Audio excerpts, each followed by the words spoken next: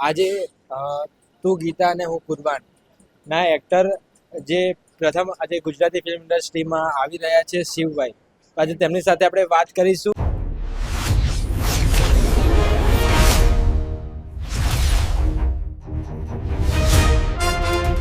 તો સૌ પ્રથમ તો આ ફિલ્મ વિશે તમે શું કહેવા માંગશો? આ ફિલ્મ અમે લઈને આવી રહ્યા છીએ તે ખૂબ જ મસ્ત મજાની એક રોમેન્ટિક લવ સ્ટોરી છે. હિન્દુ મુસ્લિમની છે. થોડુંક એવું તમને લોકોને લાગતું હશે આ નામ ઉપરથી એની રીતના કે શું છે શું નહીં. આમાં સસ્પેન્સ છે, એક્શન છે, ઇમોશન છે, બધી જ રીતની વસ્તુ છે.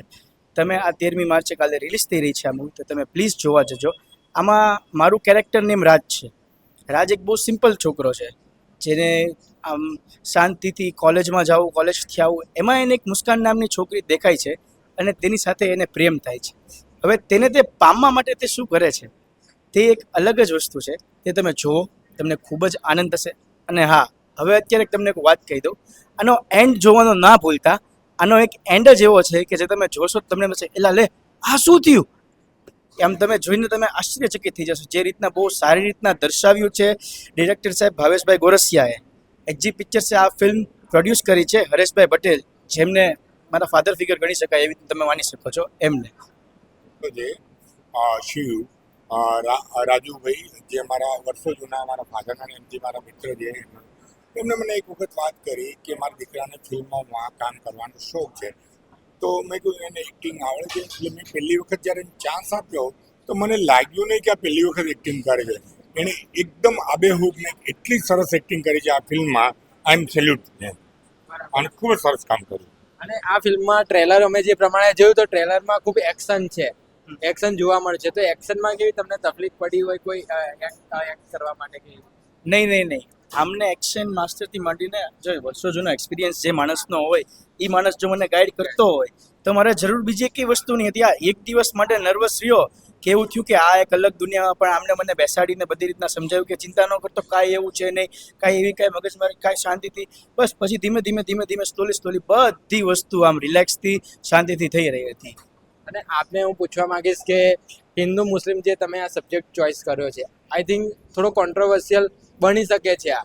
તો તમે ઓડિયન્સને શું કહેવા માગશો અને શું તમે ઓડિયન્સ સાથે આશા રાખો છો આ સબ્જેક્ટને લઈને? આ સબ્જેક્ટ ને લઈને આશા એ રાખું છું કે પ્રેમની પરિભાષા કોઈ નહીં હોતી, નાત જાત ધર્મ નહીં હોતો, હિન્દુ હોય મુસ્લિમ હોય. મેં આમાં એક સરસ વાર્તામાં એક ટ્વિસ્ટ લાવ્યો છું કે એક ગોત્રાકાંડમાં છૂટા પડેલા કે છોકરી મુસ્લિમની જે હિન્દુના ઘરમાં આવી જાય, જેને ઉછેરીને મોટી કરે, અને મુસ્લિમનો છોકરો હિન્દુના ઘરમાં, અને બેવની વચ્ચે એક લવ સ્ટોરી ક્રિએટ થાય. અને લાસ્ટમાં સાચે ખબર પડે કે છોકરો હકીકતમાં હિન્દુ જ હતો, એને અનાથ આશ્રમમાંથી ઉઠાયેલો હતો, જે મોટું સસ્પેન્સ. બરાબર છે, પરંતુ સાચી વાત છે. એટલે સસ્પેન્સથી ભરપૂર આ ફિલ્મ કહી શકાય જે લાસ્ટમાં જ ખબર. અને એક સારો મેસેજ આપતી બી ફિલ્મ કહી શકાય કે હિન્દુ મુસ્લિમની એકતા માટેનો એક સારો મેસેજ આપતી એક ફિલ્મ બી કહી શકાય. કારણ કે આમાં મુસ્લિમ છોકરી બી શિવલિંગ પર દૂધ ચડાવશે અને મુસ્લિમ છોકરો જે ફિલ્મમાં મુસ્લિમ બતાવવામાં આવ્યો છે પણ રિયલમાં હિન્દુ છે, પણ એ બી દૂધ ચડાવશે, બે દૂધ ચડાવશે. બરાબર, એટલે એકતા પણ આ ફિલ્મમાં દર્શાવવામાં આવી છે. તો આ ફિલ્મ ક્યારે રિલીઝ થઈ રહી છે અને ક્યારે દર્શકો જોવા માંગશે? બસ આવતીકાલે આ ફિલ્મ 70 મલ્ટીપ્લેક્સમાં આખા ગુજરાત સૌરાષ્ટ્રમાં રિલીઝ થઈ રહી છે. તો હું ઈચ્છા વ્યક્ત કરું છું કે નવો છોકરો છે બધા એને પ્રોત્સાહિત કરે, અને છોકરાએ ખૂબ જ સારું દિલથી મહેનત કરી છે, ખૂબ જ સારું કામ કર્યું છે.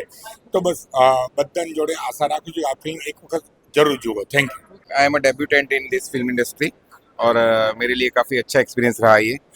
सर मेरे फ्रेंड हैं और उनके राजू उपाध्याय करके मेरे फ्रेंड हैं, उन्होंने मेरे को इन सर से इंट्रोड्यूस कराया था और उन्होंने मुझे बोला कि आप ऐसे फिल्म लाइन में स्टार्ट करिए, it is a very good line और ये बहुत अच्छी टीम है जिसके साथ आपको काम करने का मुझे मौका मिला.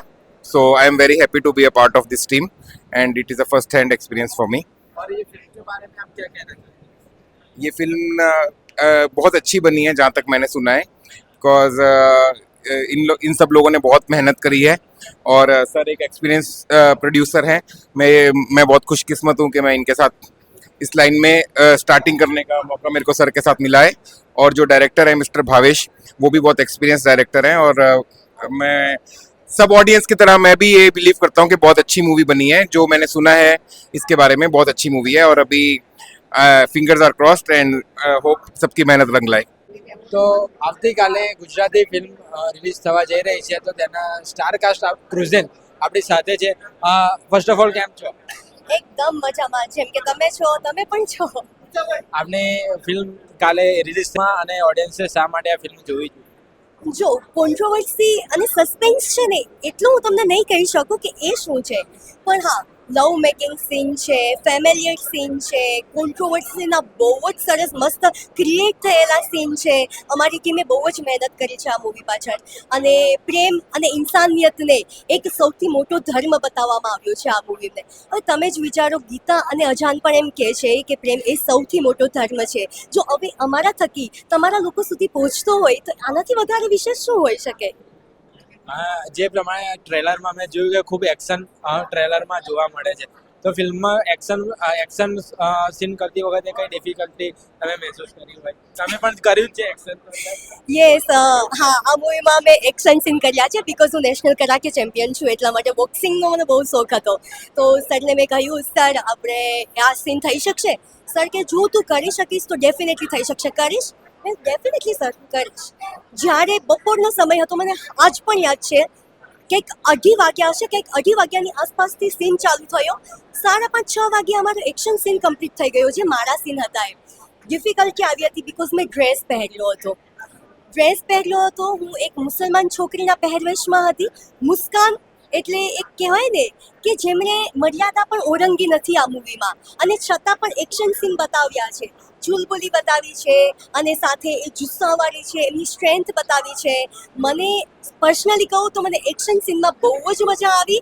મારી સાથે સપોર્ટ કરવાવાળા જેટલા ફાઇટ માસ્ટર મારી સાથે હતા, તો મને કોઈ જ મુશ્કેલી નથી રહી. અત્યંત બહુ મજા આવી છે.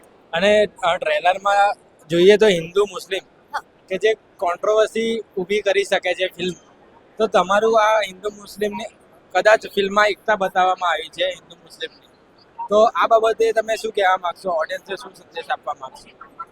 લોકોને છે ને આ મૂવી જોતા શરૂઆતમાં તો એવું થશે કે આ શું થઈ રહ્યું છે, આવું ના થવું જોઈએ. અરે યાર, આ તો કઈ મૂવીનો કોઈ ટોપિક છે યાર, આટલી કોન્ટ્રોવર્સી, આટલું બધું. પણ પછી એમને લાસ્ટમાં ખ્યાલ આવશે કે ઓ માય ગોડ, આટલું મોટું સસ્પેન્સ છુપાયેલું છે મૂવીમાં. તમને અંદાજો પણ નહીં હોય કે આ સ્ટોરી ક્યાંથી ક્યાં વહેતી નીકળી જશે, અને પછી છેલ્લે તમે મૂવી જોશો એટલે તમે પણ, મને એમ લાગે છે કે એ ઝોનમાં વહી જશો. બહુ સરસ ટોપિક ઉપર મૂવી બનાવવામાં આવી છે. અને વાત રહી કોન્ટ્રોવર્સીની, તો જ્યારે શૂટિંગ થતું હતું, ટુ બી પર્સનલ, જ્યારે શૂટિંગ થતું હતું ત્યારે મને ધમકીઓ પણ આવી રહી હતી. મને મેસેજીસ, કોલ ઉપર, અનનોન નંબર ઉપરથી પિકઅપ બાદ મને કોલ આવતા કે તમે જે કરો છો એ યોગ્ય નથી, અત્યારે શૂટિંગ બંધ કરી દો, આ જોજો બહુ ખરાબ થવા જઈ રહ્યું છે, આવું તમારે ના જ કરવું જોઈએ, આ શૂટિંગ યોગ્ય નથી થઈ રહ્યું. બટ મને ખ્યાલ હતું કે અમારી મૂવી છે ને એ એકતાને દર્શાવી રહી છે, કોઈ ધર્મ, ભેદભાવ, ઊંચ નીચને નથી બતાવી રહી. તો એટલા માટે હું એકદમ કોન્ફિડન્સ સાથે હું આ મૂવી કરી રહી હતી, અને બહુ જ સરસ રિઝલ્ટ આવશે એવો મને ભરોસો છે.